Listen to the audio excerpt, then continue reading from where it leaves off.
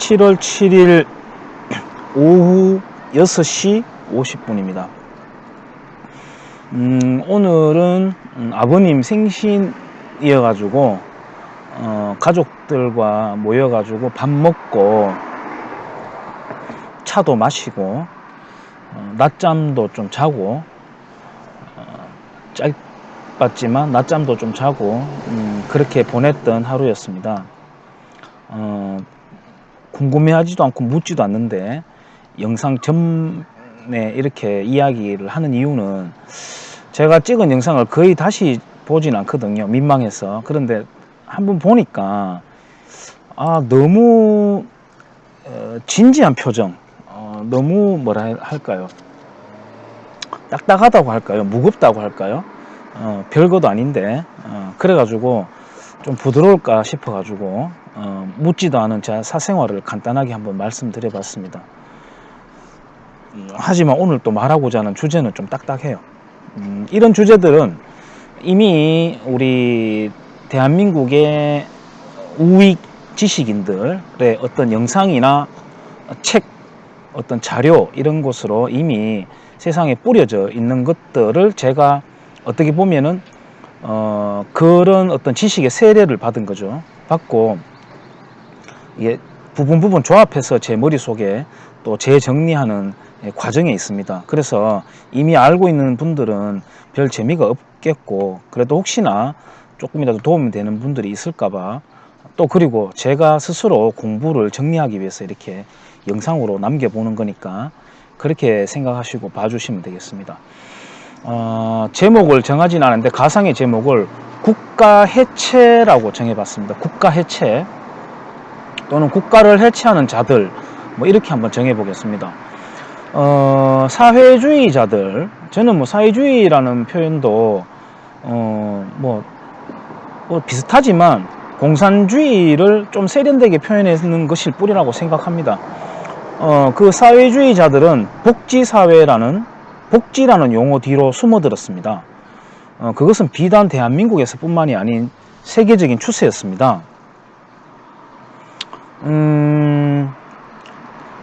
공산주의라는 말을 북한에서도 안 써요.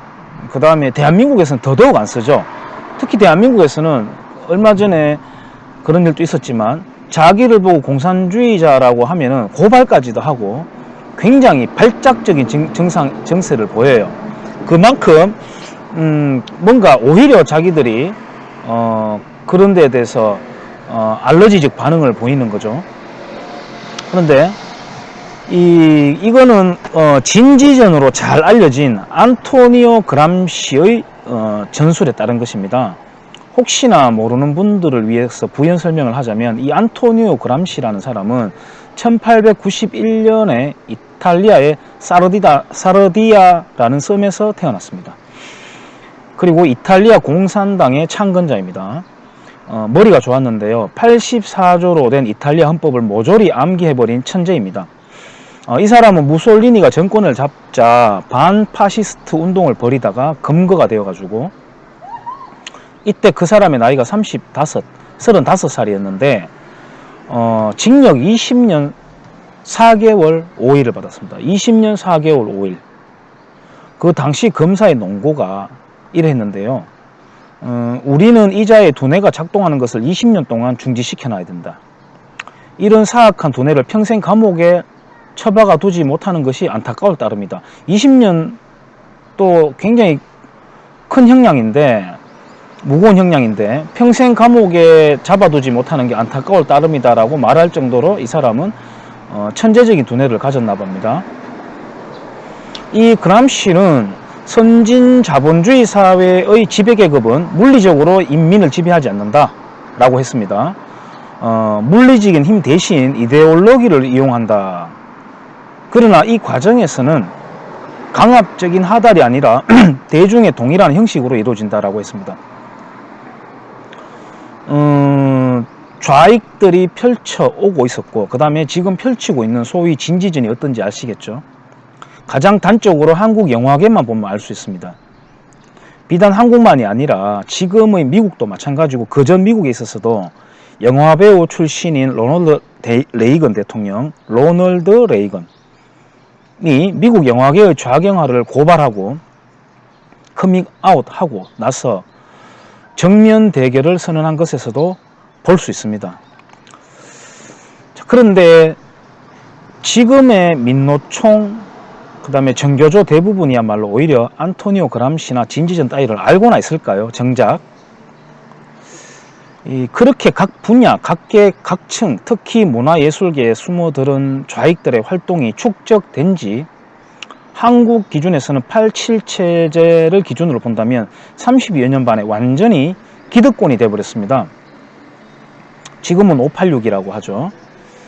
지금 그 세력들을 크게 나눠보자면 훈련된 소수가 있습니다. 트레이닝된 소수, 그 다음에 은연중에 의식화된 대중으로 나눌 수가 있겠어요.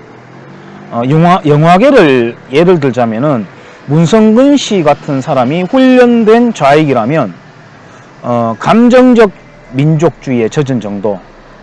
예를 들어 도올하고 그때 무슨 프로그램을 만들었던 유아인 정도라고 할까요? 참 저는 웃기네라고 보는데 민족주의, 감정적 민족주의에 젖어 있는 정도입니다. 그 다음에 유해진 씨 정도가 될까? 유해진 씨 정도면 트레이닝 된 좌익이라고 할 수 있을까요? 그냥 저는 착하고 순수한 사람이라고 보여져요. 아무튼 결과적인 행동으로는 그런 행동을 하고 있으니까요. 그리고 나서는 그냥 그쪽이, 좌익 쪽이 돈이 되니까 그게 자기들 앞길의 꽃길이니까 따라가는 다수 연예인이 있다고 보는 정도입니다. 예를 들어 가지고 공유 같은 경우에는 예전에 박정희를 존경한다고 했다가 거의 뭐 집단 린치, 집단 공격을 받은 이후로는 얼른 좌익 진영으로 편입된 것만 보더라도 그 세계가 얼마나 편협적이고 폭압적인지 엿볼 수 있습니다. 뭐 꼭 죽이고 살고가 아니고 또 진짜 때리고 맞고 하는 게 아니라 돈줄이 그쪽에 있기 때문입니다. 일감이요, 일거리가. 뭐 흔히들 독립운동을 하면은 3대가 망한다고 하는 아무런 근거 없는 말이 있지만은 턱도 없는 말입니다. 지금은 이 자유민주 체제를 수호하고 반공활동을 했는 사람이 오히려 패가 망신당하는 시대이고 자유민주주의를 희롱하고 대한민국 탄생과 성장에 침을 뱉어야 깨시민으로 대우받고 돈도 만지는 시절이 되었습니다. 우리 경주만 하더라도 정교조의 좌장이라고 할 수 있는 김윤근 씨라는 사람이 있습니다. 예, 연세가 많은데 문화원 원장인 걸로 제가 알고 있습니다. 지금은 문화 관련된 쪽에가 관급 일이 많아요. 그거는 제가 나중에 꼭 그거는 경주 지역만 어떤 국한된 게 아니라 아마 전국적인 추세일 것이기 때문에 제가 사는 경주 지역에서 제가 관찰해 본 바를 따로 영상으로 만들 컨텐츠가 될 것 소재가 될 것 같습니다. 예, 그렇습니다. 그 권력과 돈은 왼쪽에 있는 것입니다. 지금은요. 그리고 이 땅에서의 우익은 오히려 우익은 레지스탕스 세력이 되고 말았어요.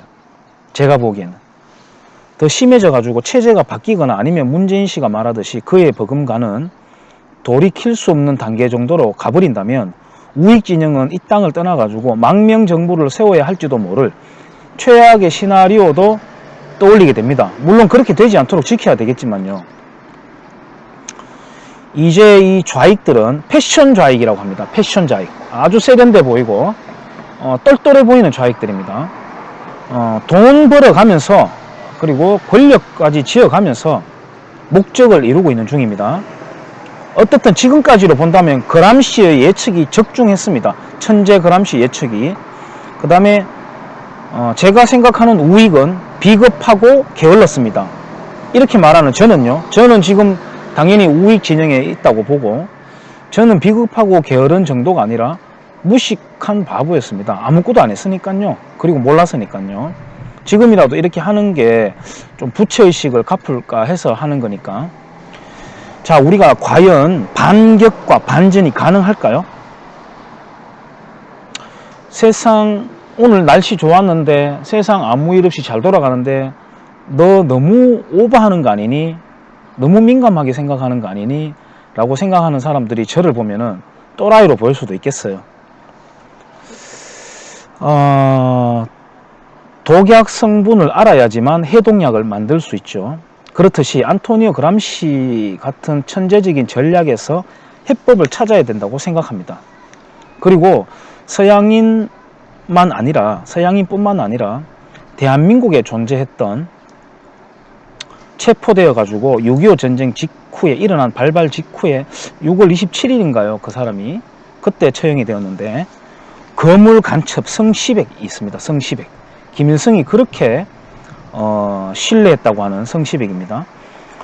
죽을 때까지 끝까지 실토하지 않았다고 그래요. 지하 조직, 자기가 만든 지하 조직을 아주 독했다고 그럽니다.